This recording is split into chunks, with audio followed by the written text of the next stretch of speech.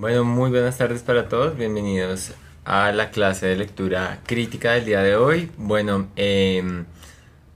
lo prometido es deuda. Hoy tenemos para el trabajo literatura francesa. Tenemos estructuras en poemas porque me lo habían pedido la clase pasada. Y por último nuestros ejercicios prácticos. Eh, esta parte de acá la edité mal. Pero sin embargo ya sabemos como cuál es la estructura de lo que vamos a ver hoy. Bueno, antes de comenzar, pues nada, las indicaciones de siempre. Espero tengan su cuaderno para anotar los datos, que como saben es muy importante para la lectura crítica aprender del contexto. Ya hemos visto contexto latinoamericano, contexto del siglo de oro, español, contexto anglosajón y estamos ahora en el contexto francés. Esto con el fin de que ustedes puedan reconocer cuáles son las estructuras literarias que predominan dentro de Occidente y que por ende han tenido influencias dentro de pues, la lengua hispana, más puntualmente en todos los procesos latinoamericanos. Ahora, hay que entender que las pruebas de estado también buscan que ustedes sean muy holísticos. Con holísticos me refiero a que tengan eh, una variedad de temas y puedan comprender una variedad de temas dentro de la lectura crítica. Dentro de los ejercicios prácticos tenemos para el día de hoy muchos ejercicios relacionados con una parte académica un poco más filosófica.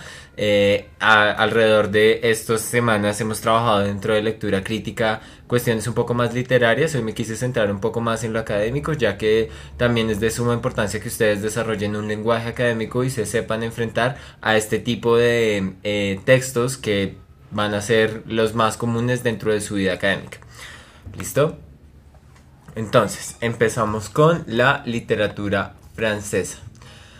Lo primero, o sea, la primera definición que ustedes encuentran cuando buscan algo relacionado con la literatura francesa o con la estructura gramatical francófona es que sale como una lengua romance que viene del latín. Para los que. Ay, acá está, latín. Para los que lo recuerdan, en clases pasadas habíamos dicho que nosotros también tenemos una raíz latina y como que bueno, el idioma latín es un idioma que nace por el lado del Levante. El Levante son países que en este momento se conocen como Israel, Líbano y demás. Y pues empieza a migrar a través de la historia de ciertas guerras y llega a Occidente y empieza a crear sincretismos para desarrollarse como una estructura de lenguaje que se parte en cada contexto, ¿sí? Entonces, para que ustedes lean literatura francesa, tienen que ponerse el overall de francés, pues, y entender cuál es el contexto y entender qué tipo de relación tiene con los otros países. Ahora, Francia y España quedan muy cerca, comparten el mismo alfabeto, Inglaterra también alcanza a compartir el mismo alfabeto y estos tienen un proceso de colonización. El proceso de colonia también, o sea, la lengua romance pues tiene que ver con muchas formas de expresión dentro de su estructura gramatical.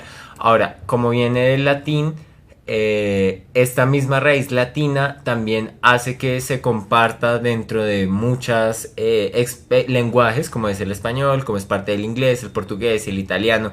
Por eso hay ciertas similitudes y pues podemos reconocer las letras.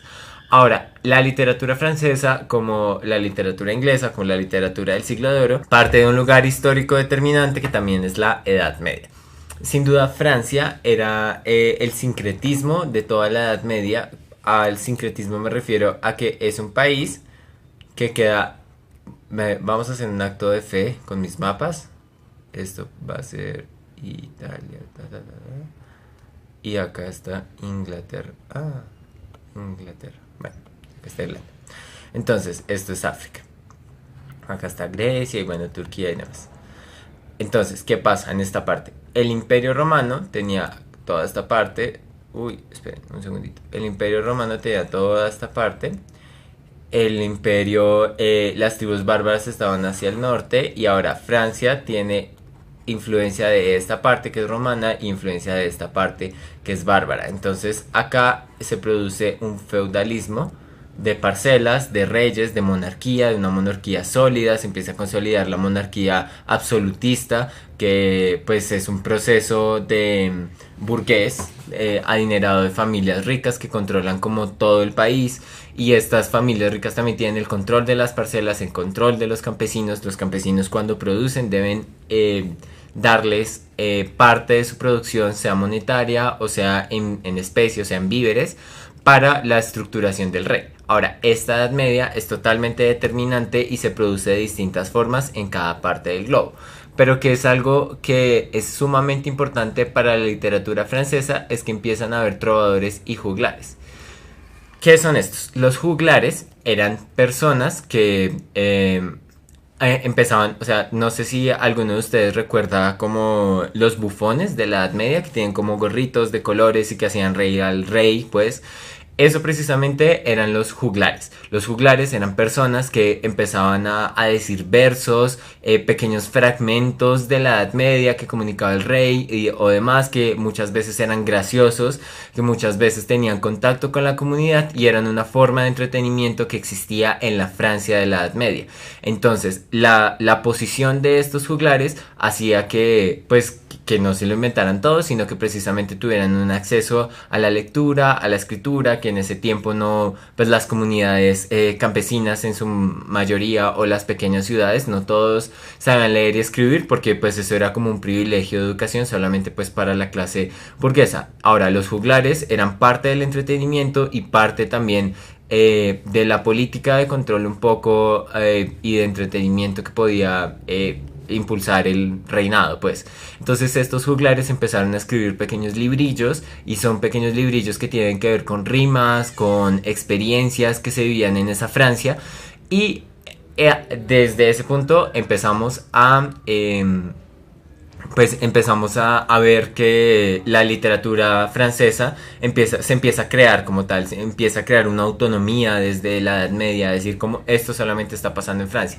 Ahora, los trovadores eran personas que solamente se dedicaban a hacer trovas, que no necesariamente buscaban el entretenimiento, sino que mencionaban como cuestiones de lo cotidiano, del campesino, del rey. Muchas trovas tenían como un sentido político, de protesta, de amabilidad, de protesta hacia la iglesia, o estaban con la iglesia, sí, dependía de la persona. Y estos trovadores pues no estaban tan en el reinado y en el pueblo, sino que simplemente eran como personas que caminaban diciendo lo que pensaban a través de versos.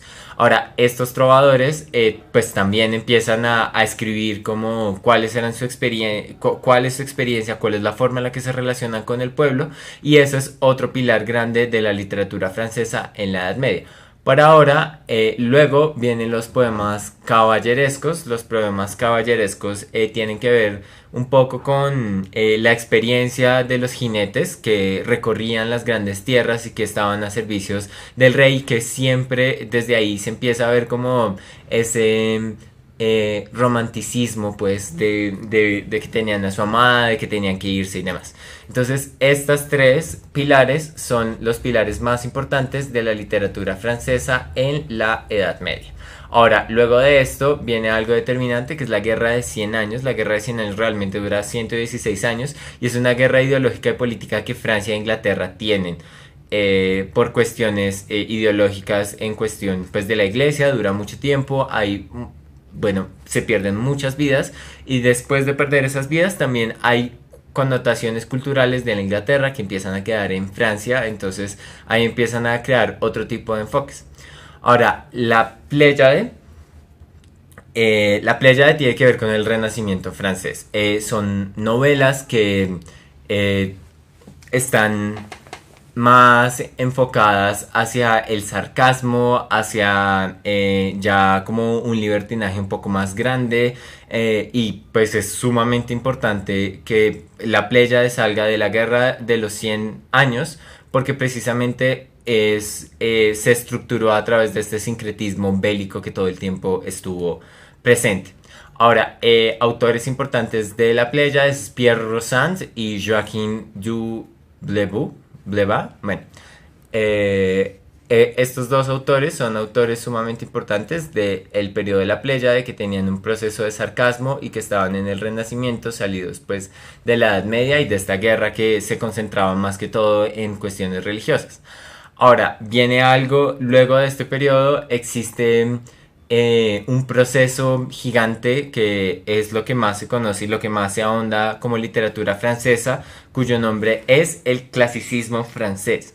El clasicismo francés se conoce como el apogeo de la literatura francesa porque es ahí, después de pasar por la Pléyade, por los trovadores, por los juglares, por los poemas de caballeros, es donde empieza a radicar la estructura más grande de la literatura francesa, que en muchas partes tiene que ver con el romanticismo, es con pensar esta unión sentimental, no solamente con el cuerpo y con la vida de otra persona, sino con uno mismo, con el paisaje, con la tierra, con la iglesia y demás. Entonces esta idea romántica de la nación, esta idea romántica de la cotidianidad, de la vida, sale en el clasicismo francés, que tiene que ver con la literatura francesa. Desde ahí empieza a subir.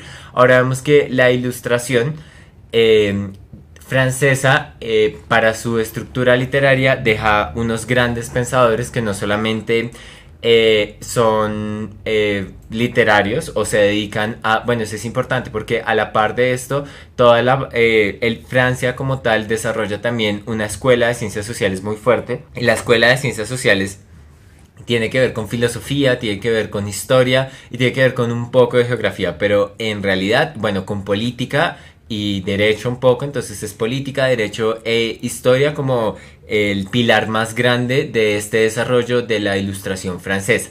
Ahora, el contrato social, que lo escribe Rousseau, pues que es un filósofo que hace parte pues es un filósofo político que escribe un texto totalmente académico que nace y que se considera como parte de la literatura francesa porque es en este periodo de tiempo donde pues empieza a haber un desarrollo político y social más fuerte en Francia. Recordemos que en el año 1789 existe una revolución francesa que también es totalmente determinante, que termina la monarquía absoluta en Francia y que pues es una revolución burguesa, que son las clases adineradas quienes las pueden hacer, quienes bajan a los reyes, y que en últimas pues es determinante para los derechos de todos los pueblos desde ese momento. Ahora vemos que en la ilustración se vuelven a retomar el romanticismo, la idea de la pasión, la idea de, pues, todos estos pilares que hemos tratado también en España. Este romanticismo tiene una influencia muy grande cuando llega acá a América Latina. Sabemos que el siglo de oro, por ejemplo, también hay visiones de lo barroco en Francia también, que en algún momento lo tocamos cuando hablamos de España. Ahora es súper importante ver el trabajo de Víctor Hugo. Víctor Hugo escribe teatro. Entonces el teatro también hace parte de este desarrollo literario porque es la literatura quien realmente le da vida al teatro. ¿Por qué? Porque es este trabajo, es esta estructuración del guión quien hace que el teatro viva y que las personas, los espectadores sientan qué es lo que está pasando ahí. Entonces obras muy famosas como Los Miserables o Notre Dame. Los Miserables habla de la Revolución Francesa en el año 1789. Hay películas relacionadas con esta. Es una película que yo se las aconsejaría mucho que la miraran porque da como unos pilares muy fuertes de entender la literatura francesa y de entender la situación política y social de esa Francia de 1789.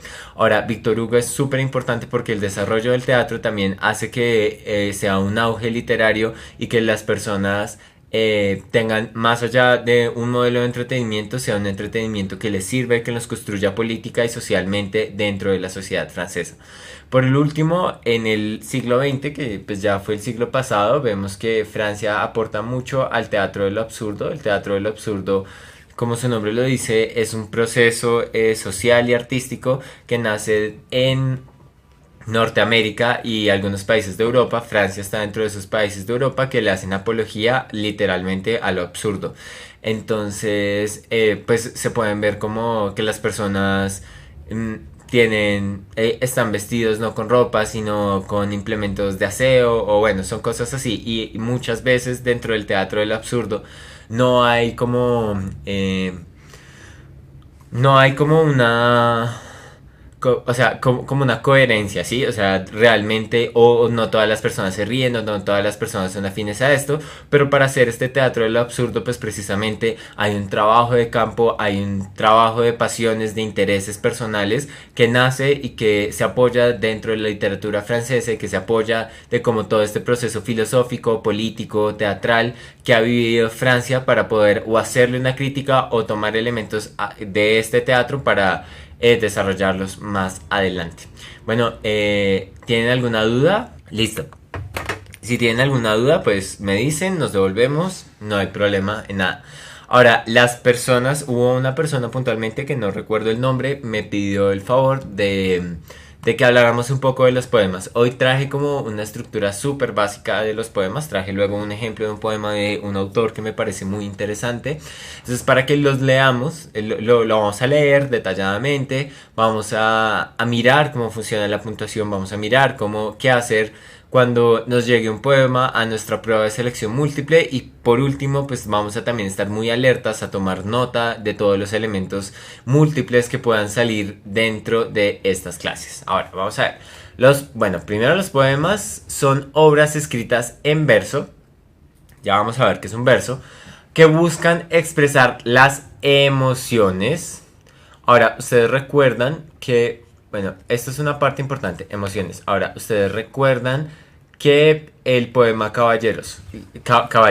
Yo les decía que normalmente esta persona era una persona que esperaba a su dulcella o a su amada por mucho tiempo, que tenía que recorrer grandes bosques encantados porque en ese tiempo todo lo mítico era muy fuerte y que tenía que vivir como con mucha zozobra su vida, entonces que por ende ese tipo de contexto es que es importante que el contexto, el sentir y la forma en la que uno vive su vida cotidiana es lo más importante para el desarrollo de la literatura, para el desarrollo del lenguaje y posteriormente para el desarrollo de la lectura, ¿sí? Porque si ustedes no se ponen el overall de sentir que era lo que le estaba pasando a este caballero que estaba perdido, pues van a estar un poco más alejados de poder llegar al punto de vista específico que estamos buscando.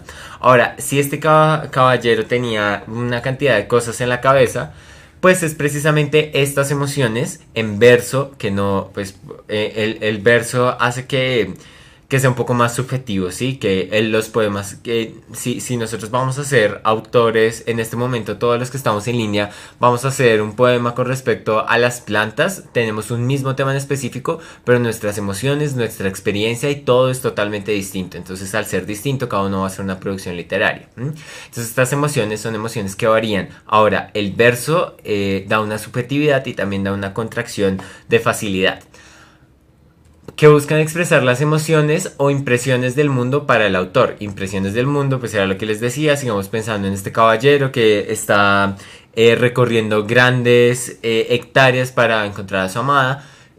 Las emociones o las impresiones del mundo para el autor, en donde es común el uso de la rima y otras herramientas del lenguaje. Con otras herramientas del lenguaje me refiero a ortografía, apóstrofe o bueno, a otro tipo de puntuaciones que también varían mucho dependiendo del enfoque. Por eso me parece súper importante las clases pasadas que hemos visto de literatura latinoamericana, de literatura inglesa, francesa y demás, porque estas herramientas de lenguaje varían.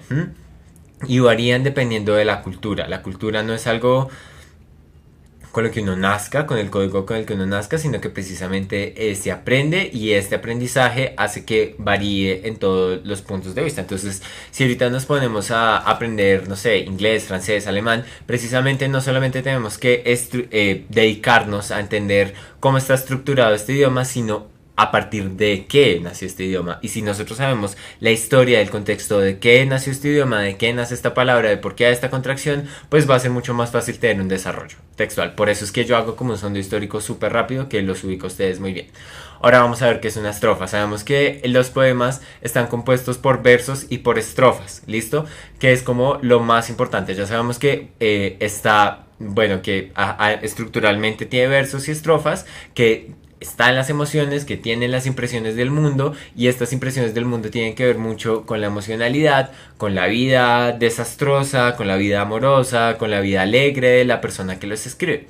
O sea, vamos a ver qué es la estrofa. La estrofa es un conjunto de versos cuya forma se repite a lo largo de un poema. Entonces, nos dice que es un conjunto de versos, todavía no sabemos que es un verso, entonces dejémoslo ahí con características iguales. Entonces, si se repite durante todo el poema y el poema está estructurado de estrofas, las estrofas tienen que ser armónicas. ¿Cómo me refiero con armónicas? Que tengan una coherencia dentro del poema. En la poesía moderna, las estrofas no tienen todas el mismo número de versos. Entonces, hay unas que la poesía clásica tiene el mismo número de versos. Entonces, si hay 4 versos por estrofa, o sea, 4 versos es 1, 2, 3, 4. Esta es una estrofa. Ahora, 1, 2, 3, 4. Esta es otra estrofa. 1, 2, 3, 4. Esta es otra estrofa. Y este es el poema de lectura crítica. Entonces, el poema de lectura crítica tiene 3 estrofas compuestas por 4 versos. ¿Listo? Para un poema clásico. Ay, Dios mío, no puedo escribir bien con esto. Pero para un poema clásico. ¿Listo? Entonces, en la poesía moderna, ya dejamos hablado de la poesía clásica. En la poesía moderna, las estrofas no tienen todas el mismo número de versos. Entonces puede que el primer verso sea 1, 2, 3, 4, 5. El segundo sean 2, 3. Haya otro de 2. Luego otra vez otro de 5. Y por ende, si no tiene el mismo número de versos, recordemos que todo tiene que rimar. Entonces, antes se decía, bueno, si tú tienes la misma cantidad de versos dentro del mismo poema, pues todo va a rimar porque está la misma estructura siempre. La poesía moderna dice no necesariamente, pero lo más probable es que salgan muchas más estrofas con versos distintos. Ahora, las estrofas no tienen todas el mismo número de versos, ni la medida ni la rima. Entonces puede que hayan stop dentro del camino del poema, o sea, paramos, rimamos o no lo hacemos.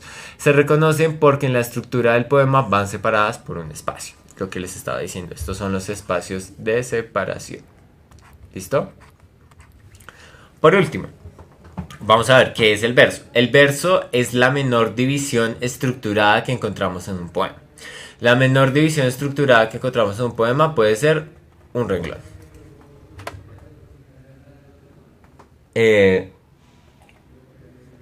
Solo tiene razón de existir cuando se encuentra en función de otro u otros versos. Entonces no se puede dejar un verso solo, sino puede que haya en la poesía moderna un verso y una estrofa, pero normalmente no están solos. Cuando se encuentra en función de otro u otros versos, formando parte primero de la estrofa o de la serie y luego del poema. El verso está constituido por oraciones o frases cortas, como estábamos diciendo acá. Estas son las frases cortas. Por oraciones o frases cortas que se escriben en cada línea.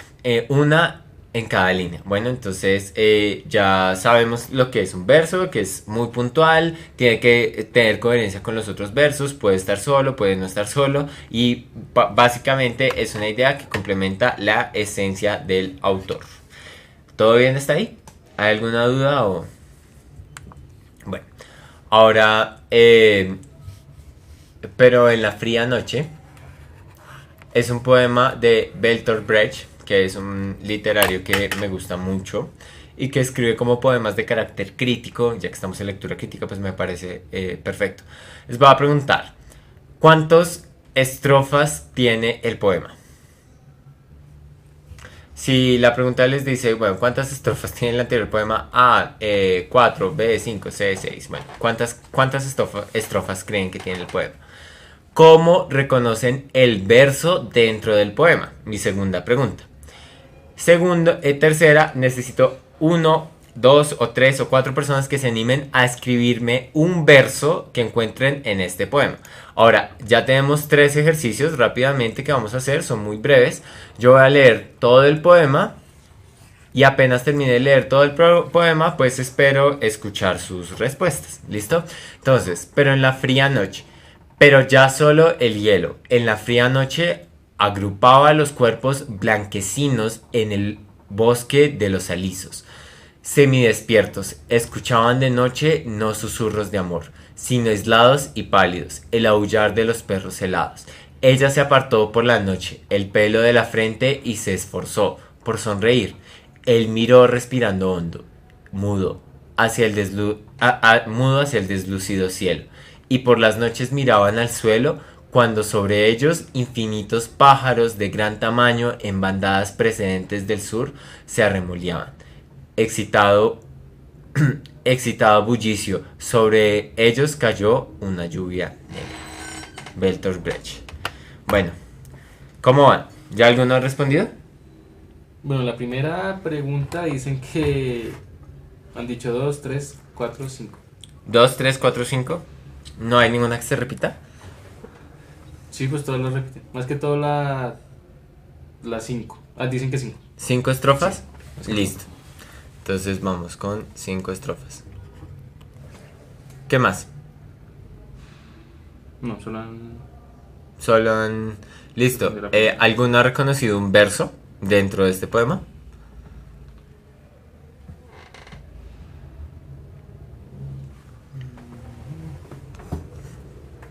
¿No?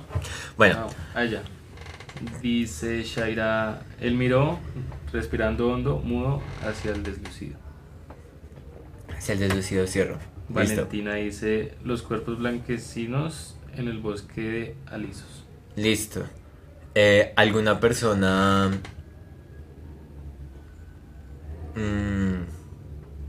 ¿Alguna persona dijo... Espérate. 1, 2, 3... 4 estrofas? Sí. ¿Quién? Bueno, la primera fue Alejandra Rueda. Ajá. La segunda persona fue Jesús David Núñez. Ajá. Luego Ferney Sierra. Listo. A los chicos que escribieron de 4, ¿por qué? ¿O cómo separaron entonces 5?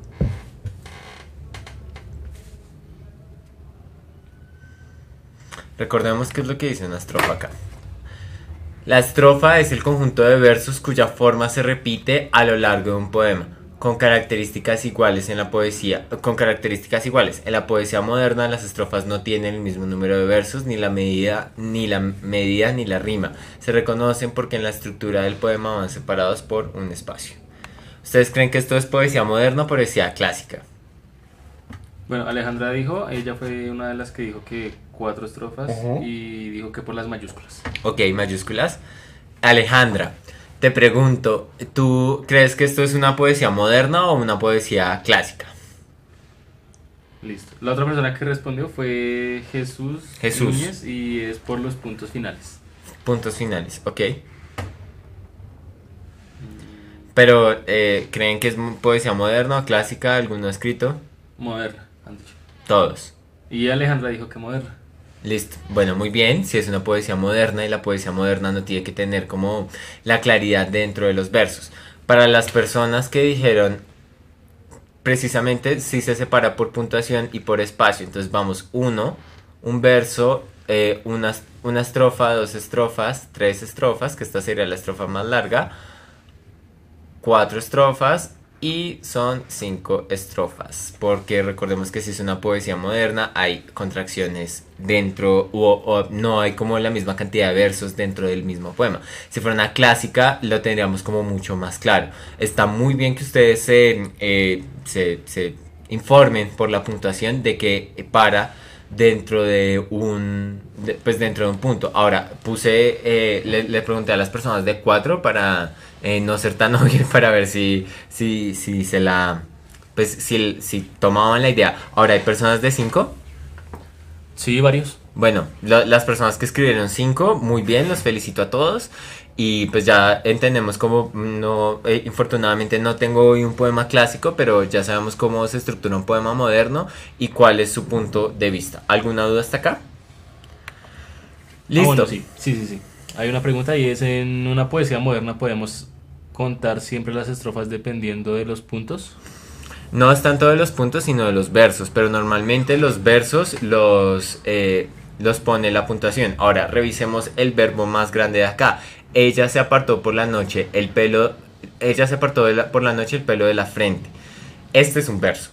y se esforzó por sonreír. Este es otro verso, pero no, o sea, pero es un verso que complementa la anterior idea. Entonces, como lo complementa, está dentro de la misma estrofa, ¿sí? Entonces, por eso podemos encontrar estrofas con largos versos y podemos encontrar estrofas con contracciones muy pequeñas, como dice, sobre ellos cayó una lluvia negra, que normalmente se hace o para finalizar o para empezar. Y otra pregunta es, creo que es lo que quiere decir, ¿cómo encuentro un verso? ¿Cómo encuentro un verso? Sí. Bueno, el verso tiene que ver como... Acá está, mira. El verso es la menor división estructurada que encontramos en el poema. Lo menor que tuvieras dentro, que rime y que tenga un fin, es un verso. Solo tiene una razón de existir cuando se encuentra en función de uno u otros versos. Pero recuerden que el verso no está solo. Entonces puede que exista otro verso o que lo complemente o que frene. Formado por parte de la estrofa o de la serie luego del poema. El verso está constituido por oraciones o frases cortas, son cosas muy pequeñas. Una oración de 5 o 6 palabras, frases cortas, máximo. Por ejemplo, acá hay un verso largo que tiene que no... Miren, el verso más largo del poema es este. Y por las noches miraban al suelo cuando sobre ellos infinitos pájaros de gran tamaño en bandadas procedentes del sur se arremolinaban. Ahora, ¿esto por qué lo identifico? Porque hay una coma y es una misma idea. Ahora, acá vemos que hay una puntuación, pero simplemente es una oración. Esto puede llegar a ser una frase. ¿Listo? Entonces depende también de la intención del poema. Recuerden que los versos en la poesía moderna no tienen que rimar, pero siempre tienen como una idea central. Ella se apartó por la noche el pelo de la frente. Esto es lo que hace. Ahora, pero puede ser una idea mucho más larga. Y por las noches miraban al suelo mientras sobre ellos infinitos pájaros de gran tamaño. Normalmente los versos más largos son versos que tienen que ver con descripción de escenas, ¿sí? Y los versos más cortos tienen que ver con situaciones románticas o personales, de pasión muchas veces. ¿Listo? ¿Te quedó claro? Si no te quedó claro, igual podemos volver a explicar o a devolvernos lo que necesites. Listo, ejercicio número 1. Ya llegamos a nuestros ejercicios prácticos. Estas clases de lectura crítica las estamos haciendo un poco más diversas en cuestión de que ya no tenemos como solamente textos continuos o discontinuos, argumentativos o literarios, sino que pues hay de todos acá. ¿Qué ha sido lo que no ha funcionado bien de la civilización occidental para que en el punto álgido del progreso técnico asistamos a la negación del progreso humano?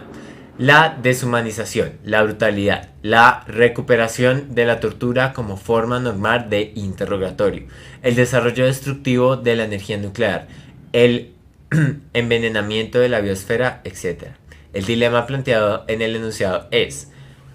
¿Qué nos preguntan acá? Dilema. ¿Cómo reconocemos los dilemas? Normalmente son por la puntuación, porque cada puntuación tiene una idea distinta.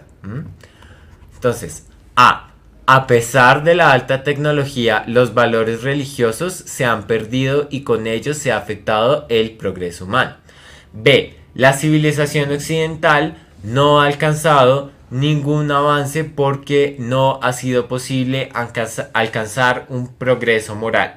C. No existe ningún dilema, porque la posición del autor sobre la negación del progreso resulta exagerada. El siglo XXI ha sido testigo de una gran disminución de la violencia en el mundo. El progreso técnico que ha alcanzado la civilización occidental ha estado acompañado de un deterioro del progreso humano. ¿Qué dicen ustedes? ¿Cuál creen que es la correcta?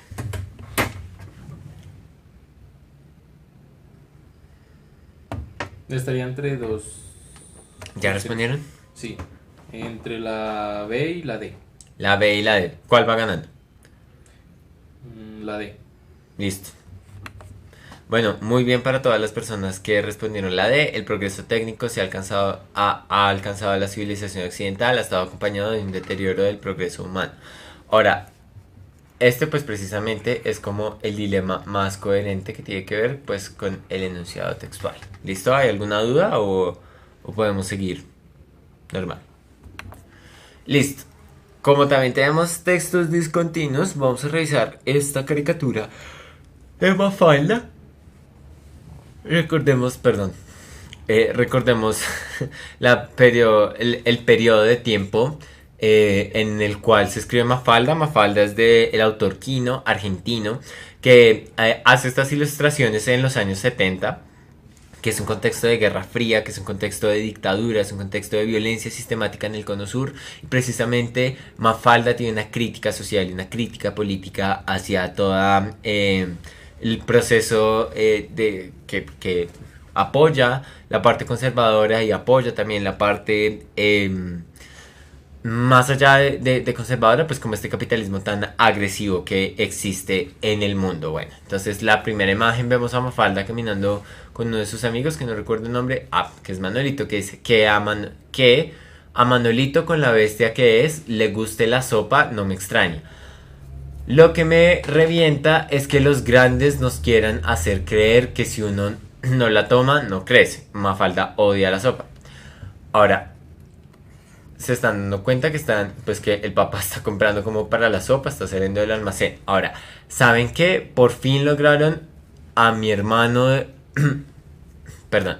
¿Saben qué? Por fin largaron, sí, a mi hermano del servicio militar. Y sí, y es uno de los sustos más grandes que nos han dado los militares. ¿Mm?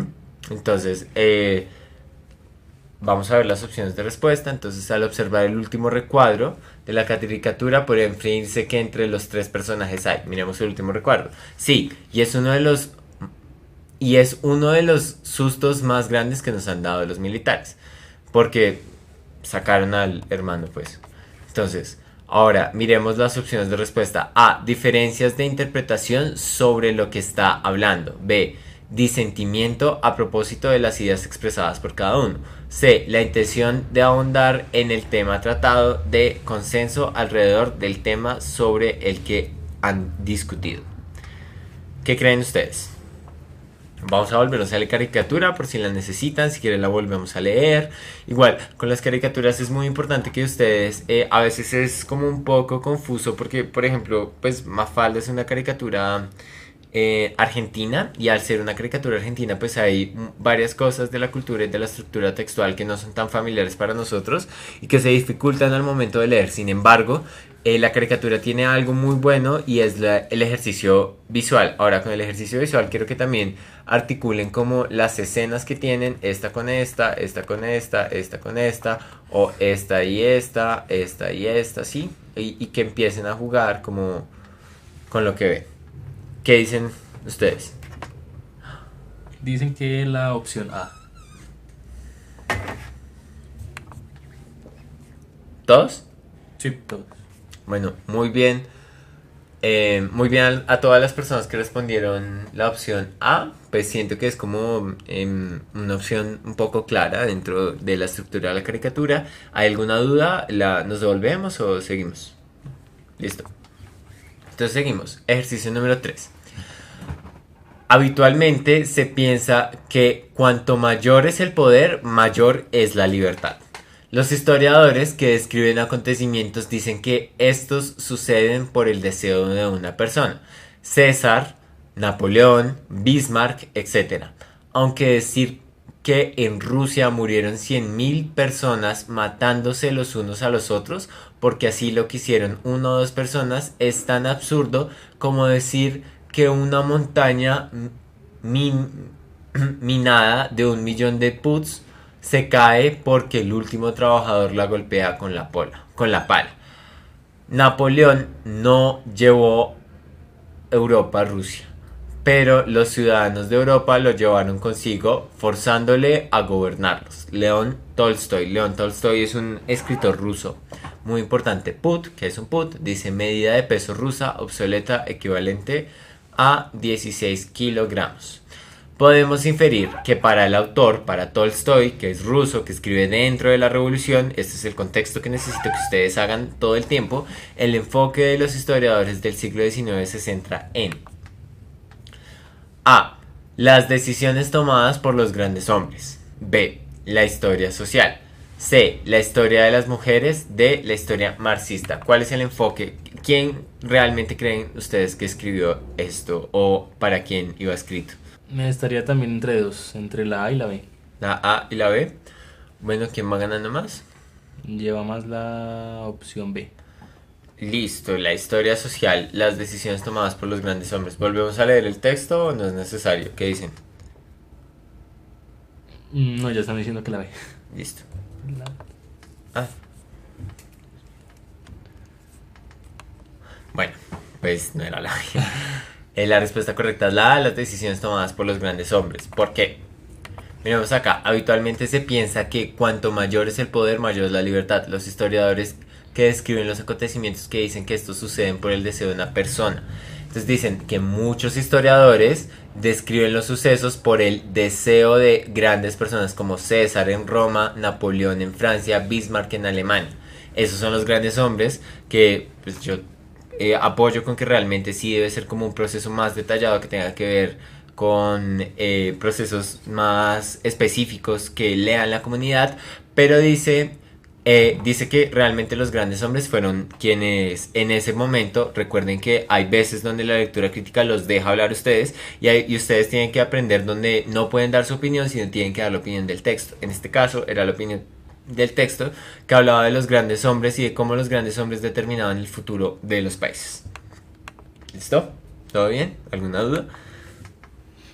Entonces, luego estamos en el ejercicio 4.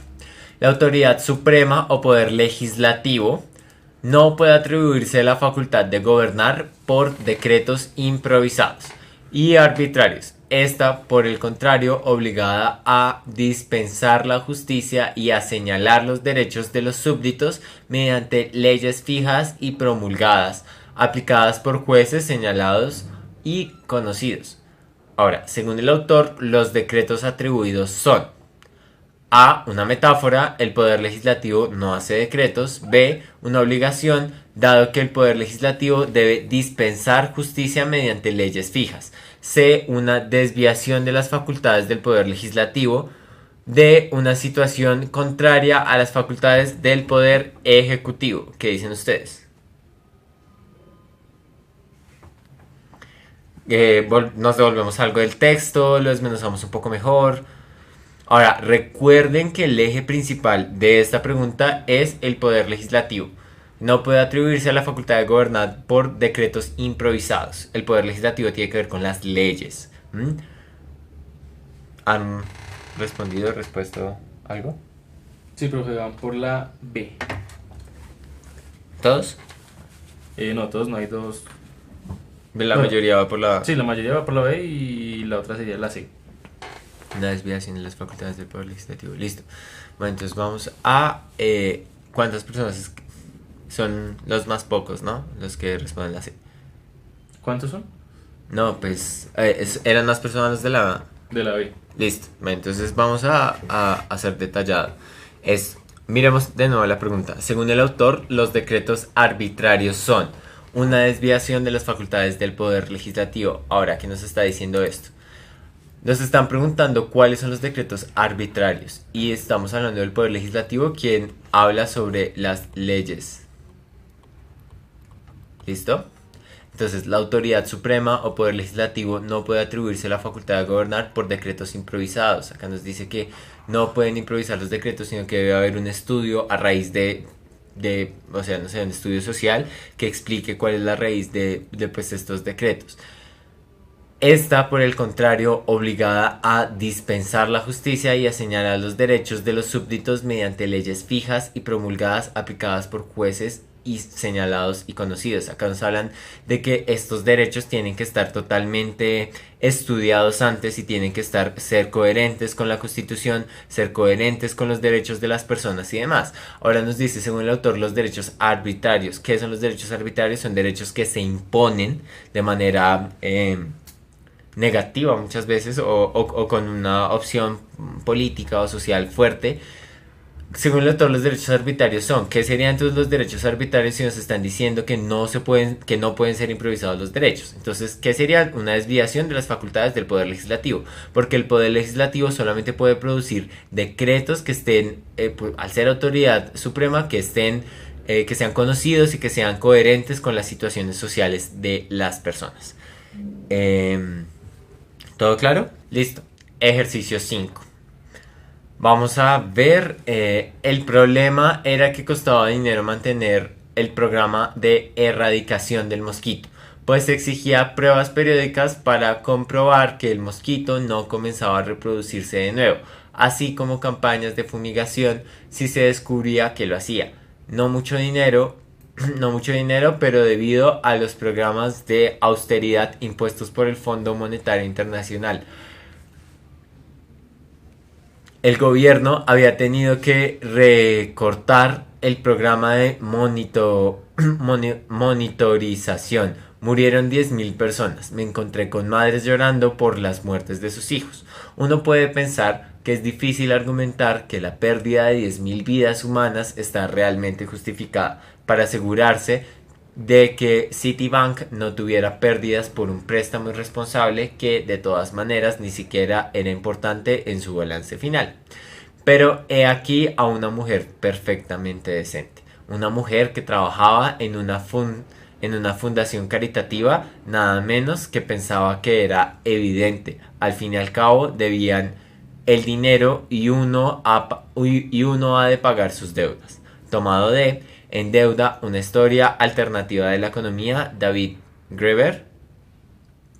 El texto anterior forma parte del prólogo. El libro En deuda, una historia alternativa de la economía de David Graeber. El autor cuenta una anécdota en la que en un cóctel una señora defendía el imperativo de que toda la deuda debe ser pagada y que todo deudor debe ajustarse sea como sea para pagarla. Desde una posición crítica podría pensarse sobre el imperativo moral de la obligación de pagar las deudas lo siguiente. A. Es una causa de muerte y dolor que debería ser repensado. Tomar el principio del pago de la deuda como objetivo moral significa desvalorar la sistemática muerte de humanos por el corte de programas de salud. B. Hay que pagar las deudas, pues uno tiene que cumplir con los acuerdos que acepta, sino uno para que pide préstamos. C. Es importante pagar las deudas, pero los programas de gobierno para prevenir la muerte por mosquito no deberían ser cortados. Hay que negociar entre ambos puntos y no ser tan radicales. D. Las fumigaciones de los mosquitos no eran efectivas.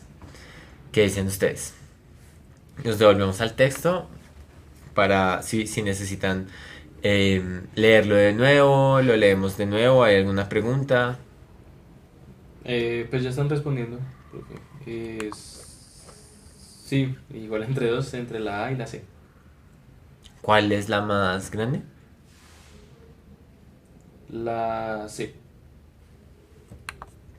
Bueno, muy bien a todas las personas que respondieron la A. Volvamos a la pregunta que dice: desde una posición crítica, podría pensarse sobre el imperativo moral de la obligación de pagar las deudas. Recuerden todo el contexto de Citibank y todo esto. Lo siguiente: es una causa de muerte y dolor que debería ser repensado. Tomar el principio del pago de la deuda como objetivo moral significa desvalorar la sistemática muerte de humanos por el corte de los programas de salud. Recuerden el contexto, o sea, realmente como es una perspectiva crítica, recuerden que las perspectivas críticas normalmente toman distintos elementos de carácter político, social, cultural, que están entrando en dinámicas con cuestiones económicas y sociales. Listo. Muchísimas gracias por asistir a la sesión de hoy en lectura crítica. Espero les sirva mucho. Déjenme sus comentarios si quieren clase o si quieren que profundicemos en otro sentido, como lo hicimos con los poemas. Y nada, espero que vayan avanzando mucho en sus estudios y nos vemos la otra semana. Muchas gracias.